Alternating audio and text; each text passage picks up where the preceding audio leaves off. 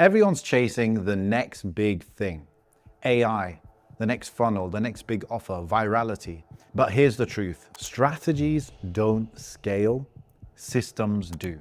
After 8 years in business and 3 successful businesses, I've seen what works. And it's never the silver bullet tactic. So stick with me in this video and you'll learn how 12-week implementation sprints can consistently grow and scale your business to 50K and beyond, even while others are burning out chasing trends.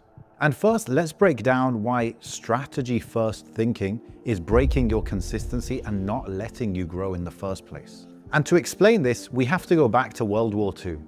You see, the Germans had a machine called the Enigma, and they used it for all military communications. It looked kind of like an old-school typewriter, except every time a key was pressed, it was scrambled or basically encrypted so that no one could spy in on the conversations being had. And the crazy thing is that even if you found out the de-encryption code, it changed every single day, so it seemed impossible to ever break. And because of this, the Germans used it very confidently, assuming no one would ever be able to find out what these communications were saying. They even used it to communicate with secret submarines that were in the Atlantic Ocean, and because of the importance of these convoys, without the ships arriving in the UK safely, they would basically be doomed. And so they needed to find out the location of these secret submarines to stop them being able to hunt down their ships. How would they do this? By breaking the Enigma's code. So they set up a secret headquarters called Bletchley Park in the UK. They got all the geniuses they could find, 9,000 of them working on this project. They spent the equivalent today of hundreds of millions of dollars getting this project underway and successful. Even Alan Turing was involved in this project. You might have heard of him because he's kind of one of the fathers of AI, even though he was alive back then. He created this machine called the bomb, which would test thousands of Enigma settings automatically every day. And after pouring all these resources into this project, it worked. And the British could find out where the German submarines were, and they could tell their ships to avoid those areas, and they started getting supplies consistently to the UK. This changed the whole series of events for the Battle of the Atlantic. So by pouring all these resources into one project, it was successful and it turned the tide of one of the biggest wars in history. But what's this got to do with business and scaling yours in 2026? The way I think of it is business is like war and war is like business. There's a lot of competition. You've got to be aggressive.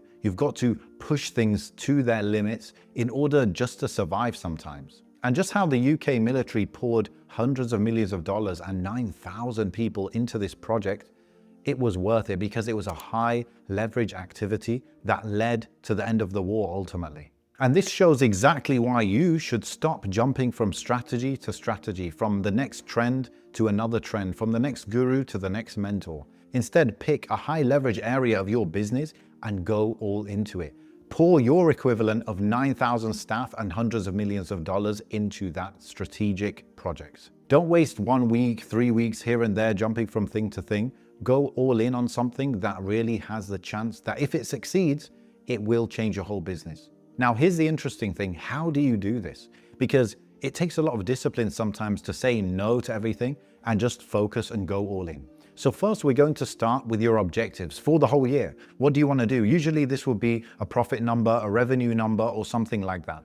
Let's say it's revenue for you. You want to increase your revenue by 100%. You want to double it. Okay, so that's your end of the year goal. What high leverage project can you do that will get you way on your way there? Let's say you have an e-commerce business. Doubling your conversion rate on your sales page, your product page, would double your business. But you might say, okay, that's really too hard to do. Like, that's unheard of, doubling your conversion rate. Okay, what if you could increase that by 50% and then also increase your click-through rate on your ads by 50%? Combined, that could double your business. And that's only 2 different strategies spread over the whole year. The lesson to take from cracking the Enigma code is don't jump from strategy to strategy and half-heartedly do things. Spend 3 weeks on one thing and then it doesn't quite work, so you jump to the next thing, you jump to a new course, a new book, and follow that method.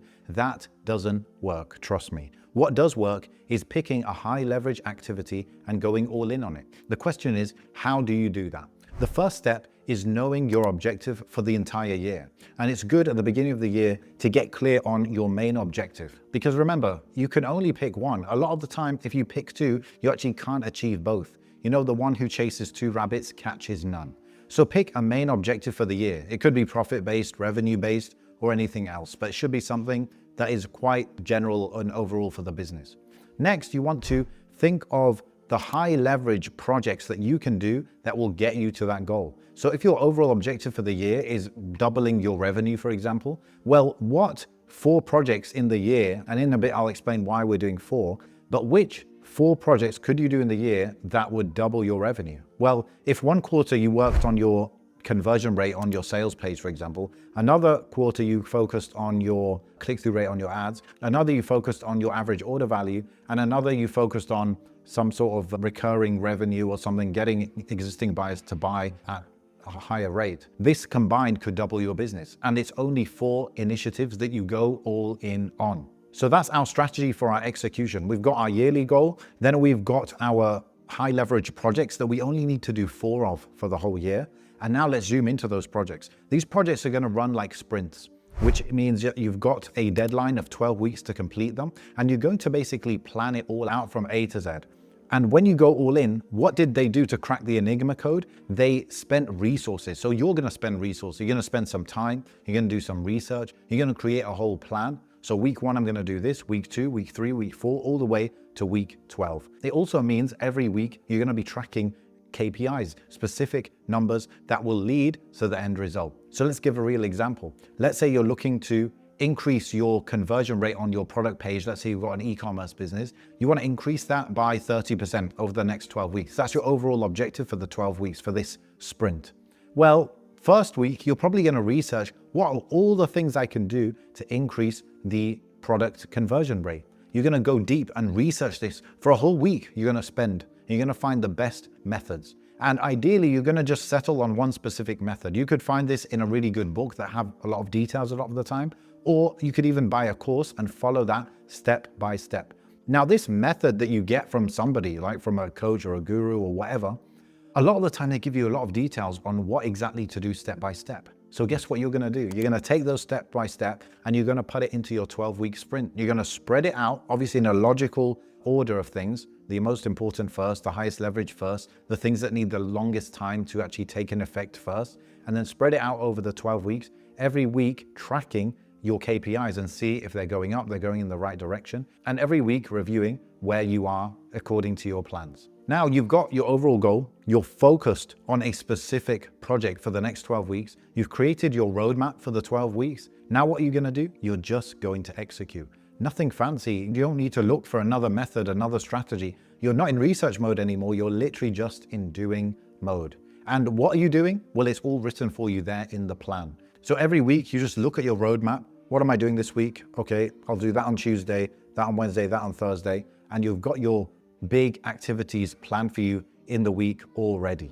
The problem a lot of people will have is staying consistent with that plan, like actually taking action on it and not letting other things pull them away from their master plan here. And to do that, you need accountability. That's what I found. You need somebody that you're going to speak to once a week who's going to ask you about your plan and whether you did or not. Basically, did you stick to your word? And it's very painful for us in a social setting to say, no, I said I would do that and I did not do that. It's very painful. So that causes a lot of urgency for you to take action and especially to finish that week's work by the end of that week. It makes you stick to your deadline. Likewise, the tasks that you put in your week by week plan, they need to be very specific. Don't put something like improve testimonials.